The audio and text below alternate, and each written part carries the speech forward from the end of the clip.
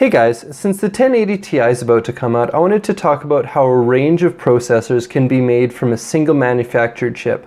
I wanted to talk about the core structure of Nvidia's Pascal series chips, and I wanted to talk about why we're only getting the 1080 Ti now.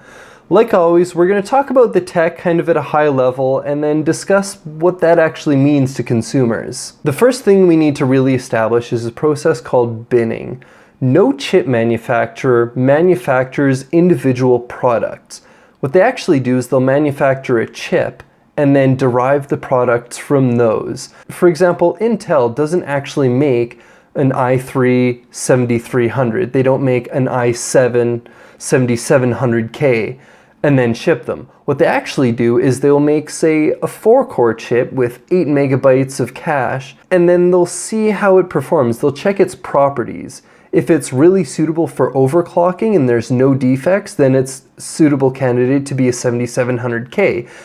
If it's pretty good, but maybe not suitable for overclocking, they'll lock it, they'll lock the multiplier, and it'll be a 7700. If there's a defect, maybe it'll be a i3. If there's a defect, but it's suitable for overclocking, it'll be an i3 7350K, etc. Binning is all about checking the properties of a chip and seeing what sort of product it can be sold as. All chip manufacturers do this to one degree or another. It's worth noting that Ryzen is no different. We have one chip so far. There's just 3 SKUs depending on how well that individual performed, and they were separated into 3 categories. This is relevant to the 1080 Ti because Nvidia does exactly the same thing. Nvidia doesn't make and sell a 1070, for example. Nvidia is actually a lot more transparent than most companies about this, as they actually name their chips and we can look and find out what they are. For example, the GP-100 is their flagship chip. It's the really high-end, and it's not even in any consumer devices. It's exclusive to both the Tesla P100 as well as the Quadro GP100. And also, with the exception of the GP100, which is different, all of the other Pascal chips are very similar in many ways. It all starts with the GP-102 chip, seen here. Notice how there's 6 main regions labeled GPC, then in each of those there's 10 SM units. In each of those SM units you can see 2 groups of green squares, each in a 4x8 pattern. Those are CUDA cores. In the Pascal architecture there are 64 CUDA cores in each SM unit. Those 2 containers of sorts, the GPC and the SM units, are going to be the focus here.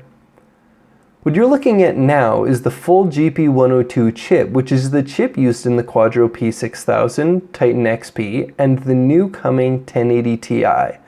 There are 64 CUDA cores per SM unit, with 60 SM units for a total of 3,840 CUDA cores, which is what the Quadro P6000 spec tells us.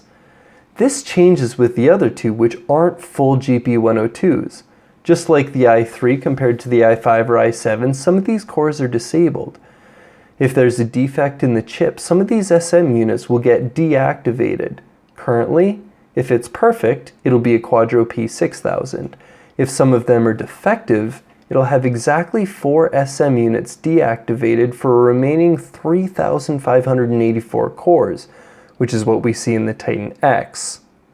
I want to use this diagram just to show how the structure of the other chips compare. If you get rid of 2 of the GPC units, you effectively get the GP-104 chip with 2,560 CUDA cores, the same as the 1080 spec. Deactivate a GPC and you have 1,920 cores, and you have the 1070. Remove a further 2 GPCs and you have 2 remaining, and you get a 1060 6GB. And if you deactivate 2 of those SMs, you have a 1060 3GB. The 1050 Ti is a little differently, as it only has 6 SMs per GPC, for 12 SMs total. And the 1050 is one of those with 2 SMs disabled. Now, you might be rightly thinking that this just doesn't seem to add up. If they've had the GP-102 chips that are to be the 1080 Ti's for many months now, why haven't they released a 1080 Ti? There's a few things here to discuss, but the main reason we haven't seen a 1080 Ti yet is there's no competition for the Titan X. Currently, if you want more power than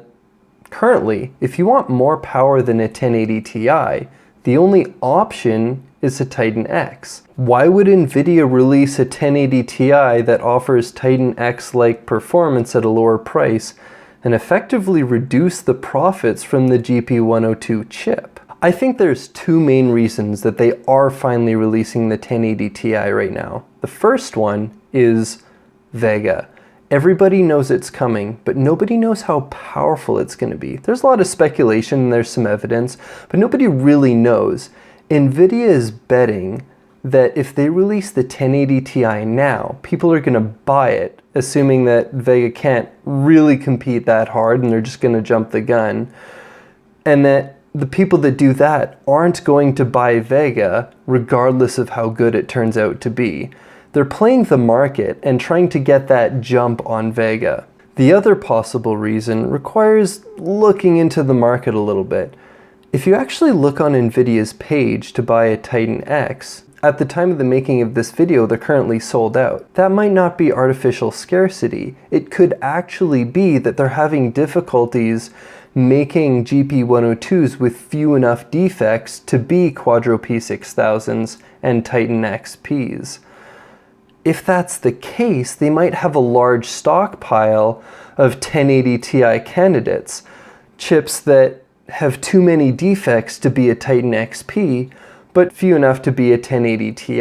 The 1080 Ti could literally be Nvidia trying to sell as many GP-102s as they can before Vega comes. In conclusion, it seems very likely that the 1080 Ti is going to have fewer cores and thus likely a bit lower performance than the Titan XP.